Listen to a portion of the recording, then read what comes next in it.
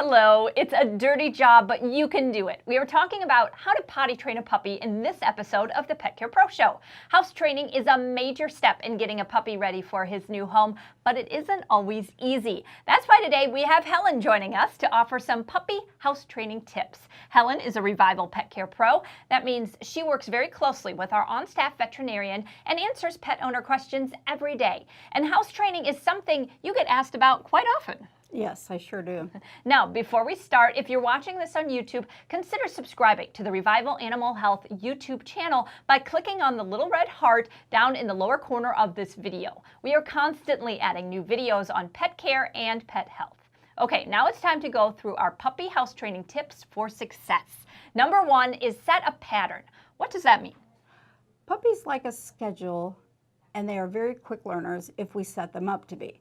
That is good news when it comes time to potty train. The puppy needs to learn there is a time to eat, sleep, play, and potty.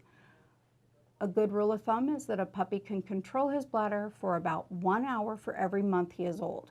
So if you have a 2-month-old puppy, he can usually hold it for about 2 hours. Okay, that's a great tip there. And you want to set your puppy up for success, right? Mm-hmm. So now let's talk about the potty spot. What is the best way to guide the puppy to where you want him to go? In the beginning, you always want to use a leash and guide your puppy to the area outside that you want him to associate with going to the bathroom. While he is going, use words and phrases like go potty. Your goal is to eventually be able to say this phrase and have your puppy know exactly what you want him to do. Now, what about praise and rewards? When should that be done? After he's finished, reward him with a phrase, a treat, a walk, or some playtime. The key is this reward needs to be consistent and immediate. Ideally, do it when you are still outside, right after he finishes his business, not while he's going.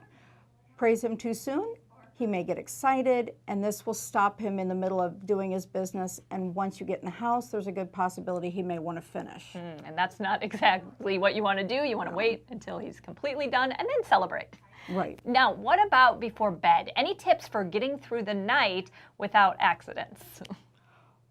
Well, I do recommend picking up his water bowl about 2.5 hours before bedtime. Also to have a regular time before then to take them out one last time. Most puppies can sleep for approximately 7 hours without having to go. If your puppy does wake up in the middle of the night, just quietly take them out to do his business and return him to his bed. It helps not to turn on any lights, possibly not talk to him or play with him very much, because that may get him too excited and he thinks it's time to play and not time to go back to sleep. Absolutely. Now let's talk about crate training. What advice do you have for that? If you choose to crate train, make your puppy's crate as comfortable as possible. I suggest putting an absorbent crate pad, such as the Breeder's Edge washable crate pad, in with the puppy. They give your puppy a soft surface to lay on, and they're machine washable. So if there is an accident, it's easy to clean up. If your puppy has spent several hours in confinement, you'll need to take them directly to his bathroom spot as soon as you let him out, and praise him when he finishes his business. Absolutely, and you can really tell these are soft and very absorbent, very for nice. Sure. And another thing to keep in mind, it's important to be patient because accidents will happen. Oh, definitely. If you catch your puppy in the act of soiling in the house, interrupt him, say outside, and immediately take him to his outdoor potty spot. Praise him, give him a treat, only if he finishes his business outside. You can also put the soiled rags or paper towels outside in the designated potty area. Then when he smells it, he's going to know that that is his area to go to the bathroom in on a regular basis. So it won't do any good to punish the puppy for having an accident in the house. In fact, it will do more harm if you rub his nose into it or if you scold him, loud noises, scare them. It just makes them more afraid of you or going to the bathroom in your presence. Absolutely, you don't want to do that. And it's important when you are cleaning to use some sort of odor eliminator. Right.